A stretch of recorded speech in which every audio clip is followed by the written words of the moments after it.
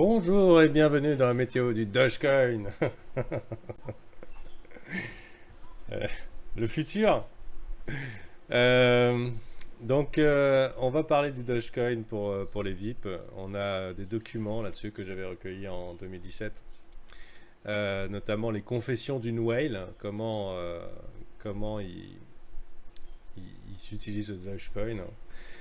Euh, Tout le monde en parle ce matin, donc je ne vais pas faire exception. Pour ceux qui ne sauraient pas, on a deux événements. Le premier, c'est une accumulation d'environ un an sur un canal qui est très précis. Et pour votre information, vous ne le savez peut-être pas, de longueur de canal, de bigger de run.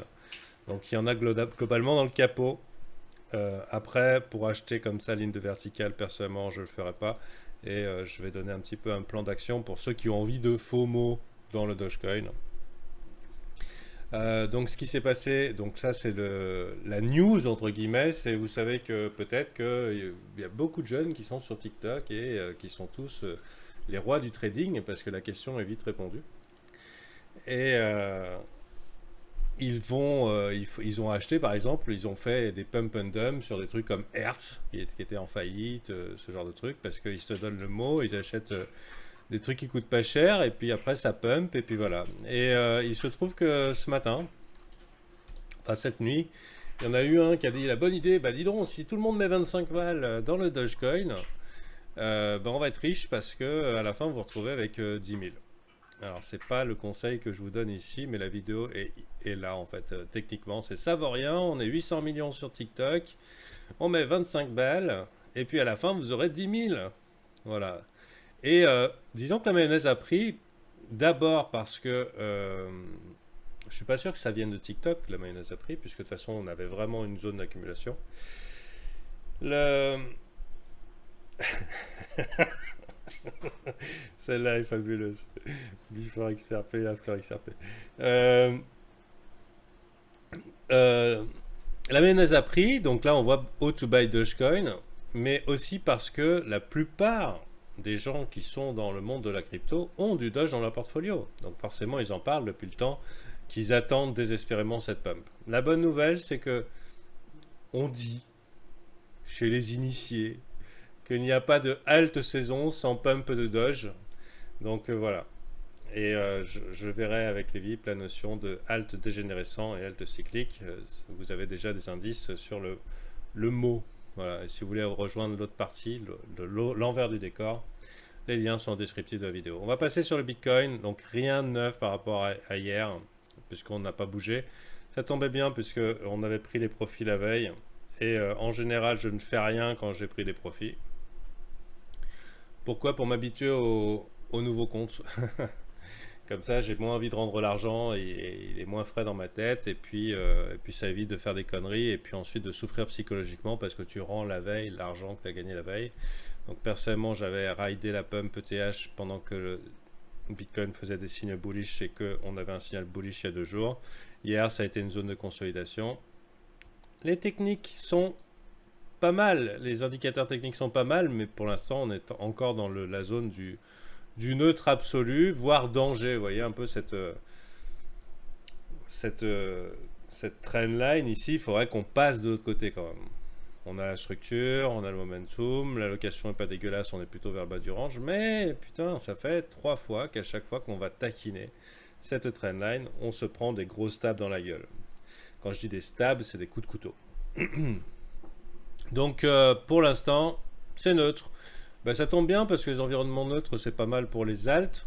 Attention cependant, et ça je l'ai vu avec VIP, mais bon, puisque j'aimerais vous faire remarquer une chose quand même, c'est qu'on est dans le neutre, on peut peut-être espérer l'optimisme dans quelques jours, mais pour l'instant c'est quand même encore chaud du boudin, que le Bitcoin en mois de juillet, dans le cycle de 4 ans du Bitcoin qui intervient avec le halving, etc., etc., cycle haussier, le mois de juillet a rarement été bon.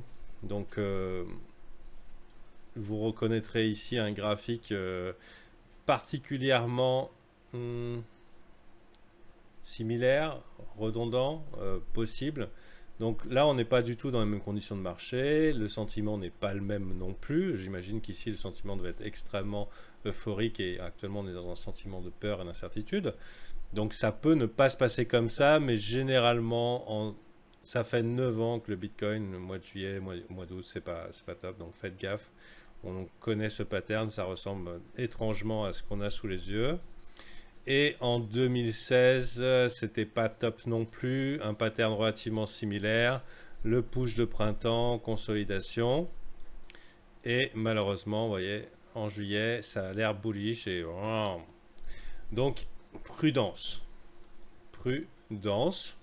Euh, les fondamentaux ne sont pas les mêmes, on est dans un contexte de crise, on a potentiellement l'or qui va percer vers le haut, si c'est pas déjà fait. XAUSD, XAUSD. Si, il est en train de percer vers le haut. Donc, faiblesse au niveau du dollar. On dit que l'histoire ne se répète pas, mais elle a tendance à rimer. Donc, quand même prudence. Pour l'instant, c'est la fête aux altes. Profitez-en. Mais sachez que, voilà, pour l'instant, comme indiqué hier, on est neutre, quoi. On a pris profit la veille. On n'a pas joué les foufous. Tout simplement parce que ça fait 3 semaines, enfin 66 jours qu'on est en mode consolidation et qu'on était dans un choppy market où chaque mouvement a été contré, donc aucune raison pour l'instant de lever les bras en l'air et dire ah ça monte ou alors ça descend. Donc pour la météo du Bitcoin, ça va s'arrêter là, toujours un peu neutre. Et nous, on va regarder un peu peut-être XRP et Doge avec les VIP. Je vous laisse cela. Et alors, si vous êtes holder, la question ne se pose pas. Venez pas me voir en me disant Fantasme, je hold, quand c'est que je vends? Si tu hold, tu vends pas en théorie. Hein. Est-ce que. On n'est pas dans cette situation.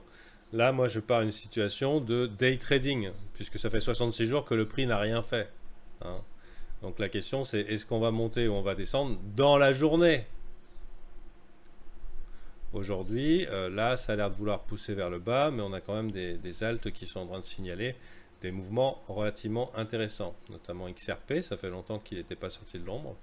LTC, je crois, et bien sûr Doge, dont tout le monde parle parce que ça fait longtemps que des gens ont leur bague. Bon, à bientôt!